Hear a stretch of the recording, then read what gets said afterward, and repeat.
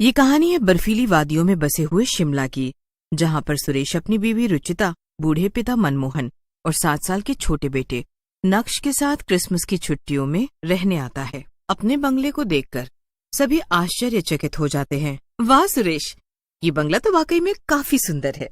हाँ, जंगल में है, इसीलिए थोड़ी हॉन्टेड फिल्म जैसी वाइब्स आ रही है, लेकिन है बड़ा प्यारा यार। लेकिन बेटा, तूने ये बनवाया कब? तूने हमें इसके बारे में कभी कुछ इतना बताया भी नहीं। पापा, मुझे आप सबको सरप्राइज देना था, इसीलिए नहीं बताया। सच में?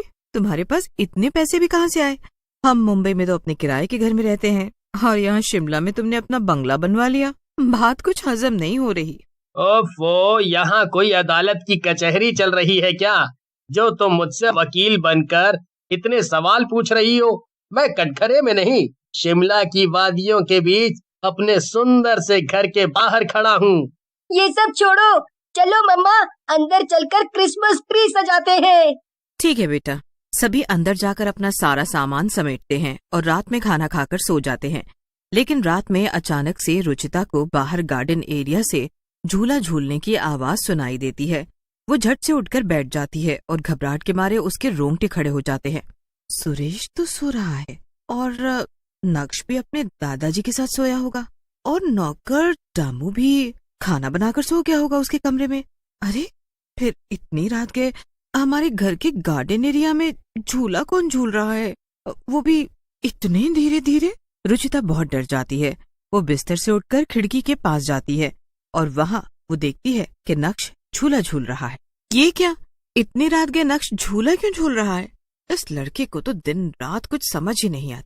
जंगल के बीचों बीच रहते हैं हम, और ये रात के 2 बजे गार्डन एरिया में झूला झूल रहा है। रुचिता नीचे उतरती है, तब वो मनमोहन और नक्श के कमरे से गुजर रही होती है, और तब ये देख उसके होश उड़ जाते हैं कि नक्श तो अपनी दादी जी के साथ सो रहा है। ये कैसे हो सकता है? नक्श यहाँ सो रहा है तो बाहर झूला कौन झूल रहा है? अब झूले के झूलने की आवाज तेज हो जाती है, और इसी के साथ रुचिता की सांसें भी तेज हो जाती है और वो बहुत घबरा जाती है। कांपते हुए पैरों के साथ वो हॉल की खिड़की से बाहर की तरफ अपनी नजर दौड़ाती है।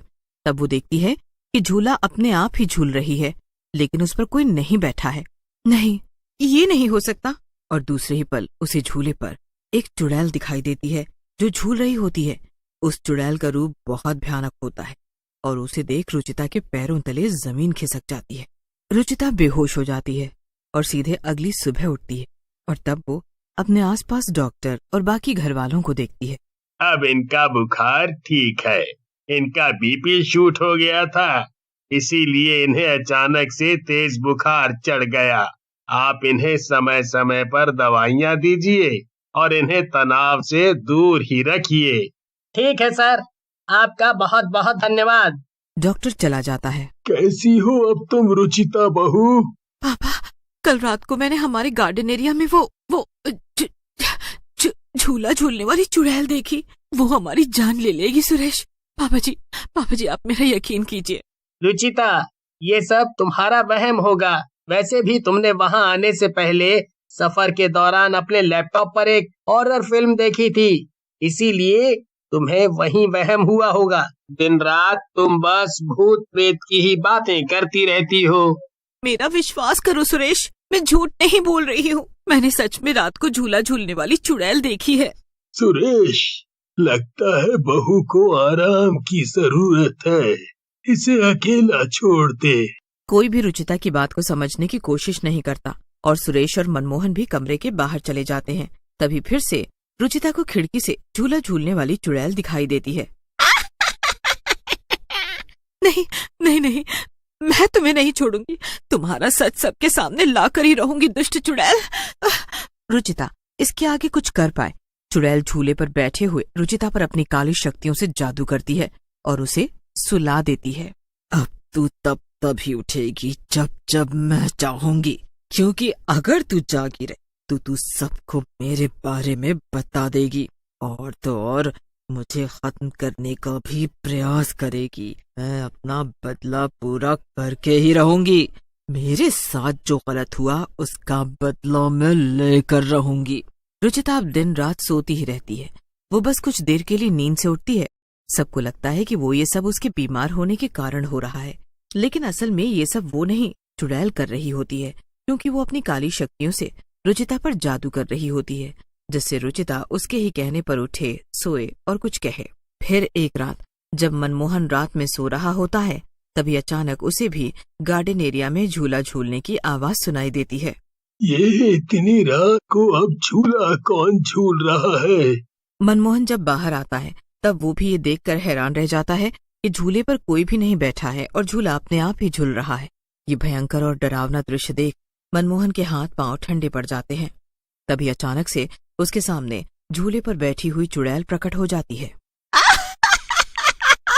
क्यों रे बुढ़े, अब जब तू मेरे सामने आ ही गया तो मैं अब तुझे अपने साथ लेकर ही जाऊंगी। चुड़ैल नहीं, बचाओ! सुरेश, बहू, बचाओ! मनमोहन चिल्लाने लगता है। तभी अचानक से चुड़ैल उसके करीब जाकर उसकी आंखों में आंखें डालती है और उसे सम्मोहित कर लेती है। चुड़ैल के सम्मोहित करने से मनमोहन अब पूरी तरह से उसके ही इशारों पर हर चीज करने लगता है। जाओ अपनी जान दे दो, जाओ अपनी जान दे दो कुएं में। तभी नक्श की नींद खुल जाती है और वो अपने दादाजी को अपने बगल में ना देखकर भयभीत हो जाता है। दादाजी, दादाजी, आप कहाँ चले गए? दादाजी, दादाजी, दादाजी, कुएं में क्यों कूदने जा रहे हैं? दादाजी, दादाजी, इस कुएं में मत कूदिए।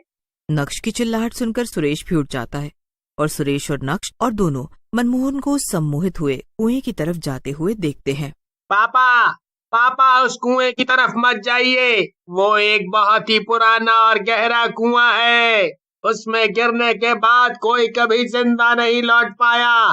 पापा! लेकिन अफसोस की बात ये होती है कि मनमोहन कुछ सुन ही नहीं पाता है। तब तक मनमोहन ने उस कुएं में कूदकर अपनी जान दे दी होती है, जिसके नतीजे स्वरूप मनमोहन की मौत हो जाती है। ये क्या हो गया पापा? अब मेरे साथ कौन खेलेगा? अब मैं किसके साथ सोऊंगा? मुझे चुटकुले और राजा और जादूगर की कहानियाँ कौन सुनाएगा? दादाजी, लौट आओ ना दादाजी, कहाँ चले गए आप दादाजी? रुचिता इस सब से बेखबर होती है, क्योंकि वो खुद चुड़ैल के वश में होती है और वो सिर्फ सोती ही रहती है। बाद में उस घर का नौकर दामू सुरेश से अकेले में कहता है, साहब, आप मानो या ना मानो, इस झूले में कुछ तो गड़बड़ है। मैंने भी कई बार उसे अपने आप झूलते हुए देखा है। रात में यहाँ के आसपास के बस्ती वाले कहते हैं यहाँ कोई अमीर औरत रहती थी, फिर उसे किसी आदमी ने मारा और वो एक चुड़ैल बन गई। चुप रहो तुम दामू, ये सारी बेतुकी और दकियानूसी बातें हैं। भूत प्रेत जैसा कुछ नहीं होता। लेकिन साहब, एक बार बाबा को घर पर बुला कर तो देखिए। दामू, तुम मुझे मत सिखाओ क्या सही है और क्या गलत। ना मुझे किसी बात की सलाहियत दो कि मुझे क्या करना चाहिए और क्या नहीं। जाओ, जल्दी से मेरे लिए चाय ले आओ। दामू चुपचाप अपना काम करने लगता है। क्रिसमस का त्योहार आता है और तभी नक्श का मन उदास न हो, इसीलिए सुरेश उसके साथ गार्डन एरिया में रात को क्रिसमस केक काटने का प्लान बनाता है। मुझे बुलाने की क्या जरूरत है, मैं तो पहले से ही यहाँ पर हाजिर हूँ। खैर चलो जल्दी से केक काट लेते हैं, वरना बर्फबारी शुरू होने पर यहाँ 1 मिनट भी रुका नहीं जाएगा। लेकिन चाकू तो लाया ही नहीं। अरे उसकी क्या जरूरत है, मैं तुम्हारा गला अपनी काली शक्तियों से काट सकती हूँ। तभी रुचिता उस चुड़ैल में बदल जाती है और उसे देखकर सुरेश और नक्श के होश उड़ जाते हैं। याद आया कुछ? 2 साल पहले तुमने मेरे परिवार और मुझे मार डाला था और हमारे इस घर को अपना बनाकर हमारे पैसे भी लूटे थे। तुम्हें क्या लगा मैं इतनी आसानी से सब कुछ भूल जाऊंगी? चुड़ैल सुरेश को जान से मार देती है और जब वो नक्श को मारने जाती है तभी वहाँ पर दामू आकर उस चुड़ैल पर शिवजी का भभूत छिड़कता है। चुड़ैल दर्द से कराहते हुए भस्म होने लगती है। नहीं नहीं, मेरा बदला अधूरा नहीं रह सकता। नहीं। चुड़ैल वहीं पर खत्म हो जाती है। उसका अंत होते ही रुचिता ठीक हो जाती है और दामू उसे सारी कहानी बताता है, जिसके बाद उसे बहुत दुख होता है, लेकिन वो जिंदगी में आगे बढ़ने का फैसला लेती है और अपने बेटे को अकेले मेहनत करके संभालती है।